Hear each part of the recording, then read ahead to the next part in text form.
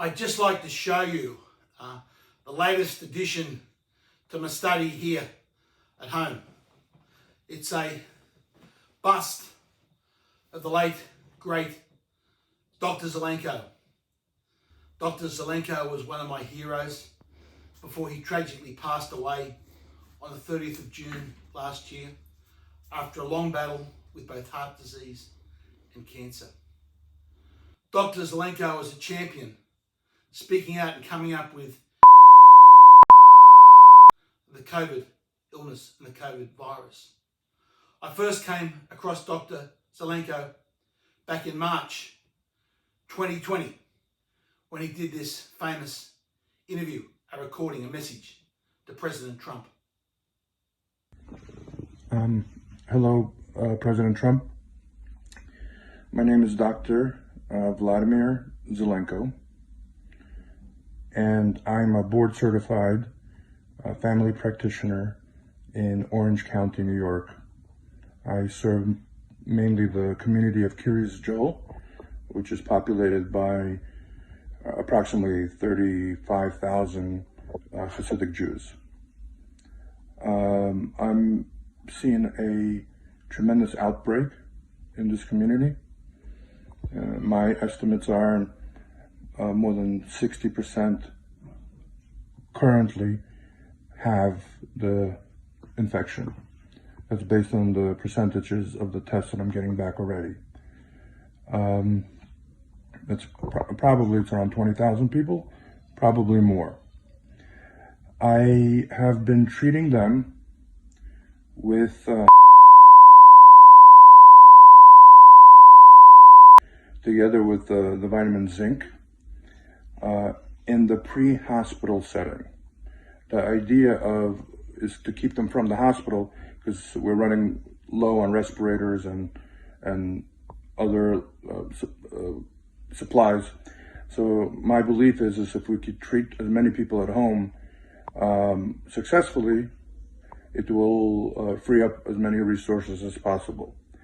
So what I'm suggesting, which has not been yet suggested, and that's why I'm making this video, is that we should initiate treatment in moderate to high-risk patients and in the early stages of the infection in the outpatient setting. Currently, that's not recommended. Currently, the treatment is reserved with the Zithromax antibiotic in the hospital setting.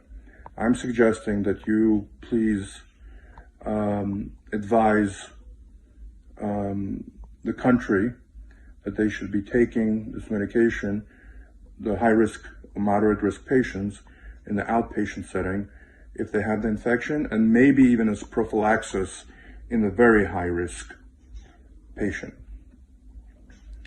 That is my suggestion. I'm seeing tremendous positive results. I have not sent any patient to the hospital yet, even though I've treated hundreds already with the infection. So my heartfelt blessing to you, Mr. President. I personally love you, and I hope that God protects you and your family and blesses everything that you do, which is saving this nation from a disaster. Thank you very much, Mr. President. Now, Dr. Zelenko proposed a treatment for COVID, an early treatment based on zinc and an antibiotic. But I don't think Dr. Zelenko knew at the time the forces of evil that were going to be unleashed against him for coming up with a treatment. Because as Robert Kennedy explains, if there was a admitted treatment, the vaccines, the $1 $100 billion vaccine program would have never got off the ground because the vaccines would not have been able to obtain their emergency use authorization if they said what Dr. Zelenko was saying was correct. Tony Fauci's problem was this. There's a little-known federal law that says you cannot give an emergency use authorization to a vaccine if there is any medication approved for any purpose that is shown effective against the target disease. So if Tony Fauci or anybody had admitted that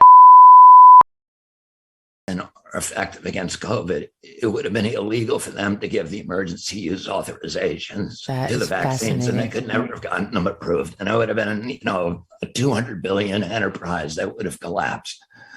So Dr. Zelenko's treatment protocols had to be squashed by the $100 billion or $200 billion vaccine industry.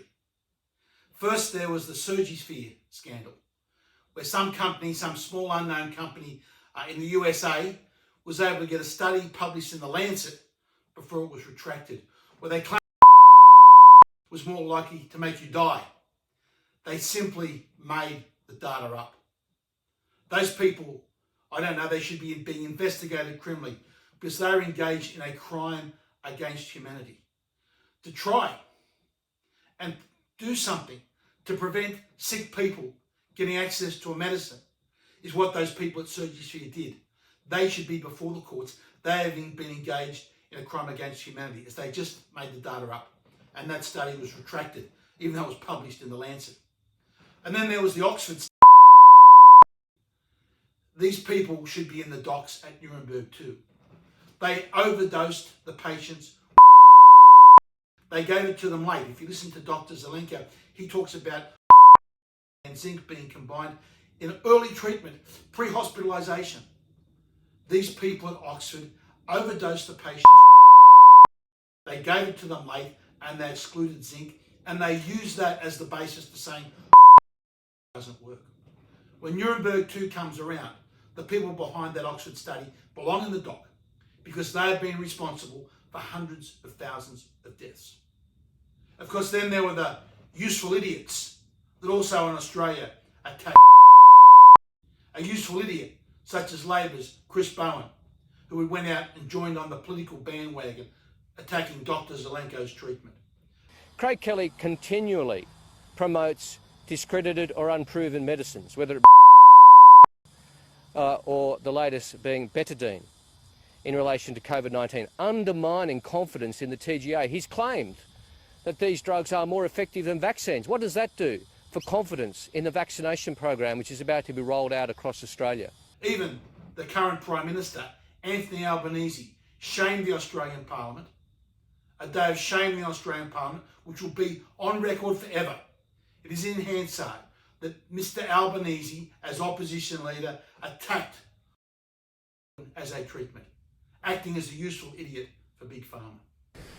And the Leader of the Opposition on indulgence on the same matter. Yeah, thank you very much, Mr Speaker. I welcome the belated statements of the Prime Minister in distancing himself from the comments of the member for Hughes. The comments of the members for Hughes have been dangerous, have brought... We have a limited time on indulgence, I say to the member for Hughes. But in particular, the comments with regard to health, the use of hydroxychloroquine. The data is now quite clear. Every single study that looked at used as an early treatment, and including zinc, has shown enormous success and continues to do so to this day. It has been one of the greatest tragedies, one of the greatest crimes against humanity, that Dr. Zelenko's treatment protocols were attacked by the vested interests of Big Pharma, and hundreds of thousands of people died. What's been the biggest lie? To me, the biggest lie is the FDA webpage.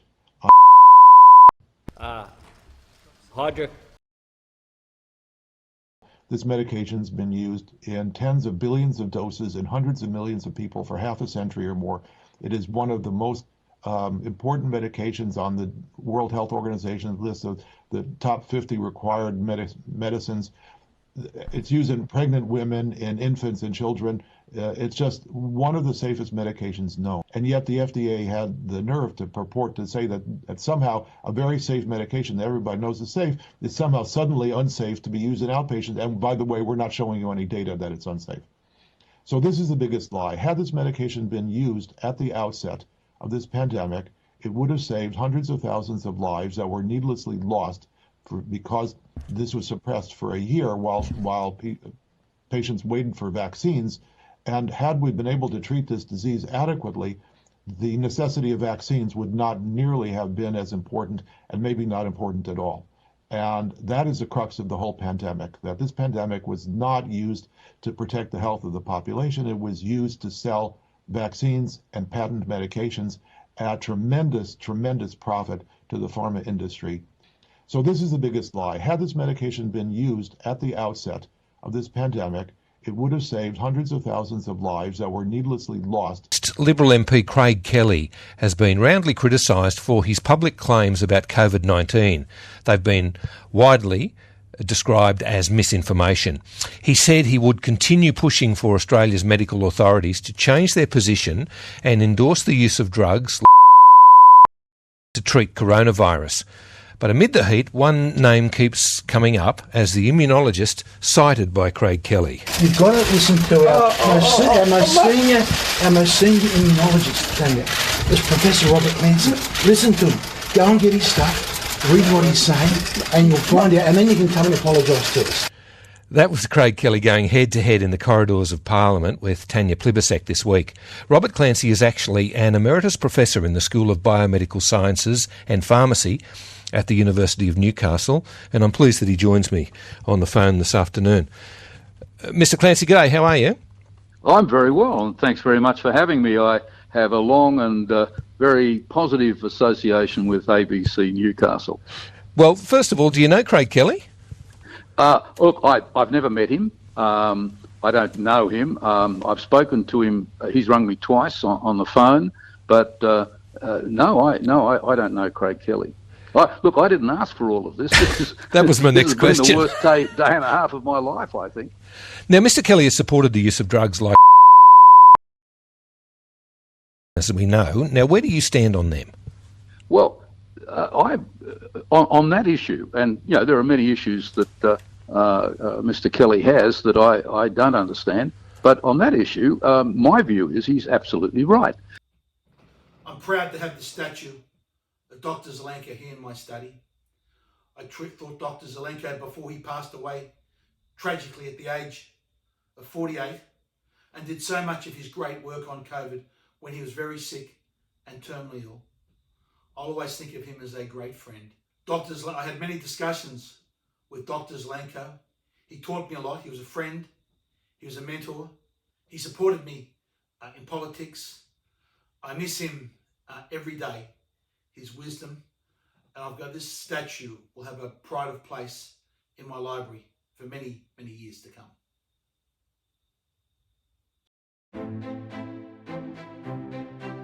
The only politician that I'm aware of in your country that is speaking any type of sense is Craig Kelly, in my opinion. He's, had the courage to speak the truth. I hope he becomes prime minister. But it's absolutely horrific what a democratic country, how it was subverted, and how the civil liberties of an entire nation have been stripped away in such a short period of time.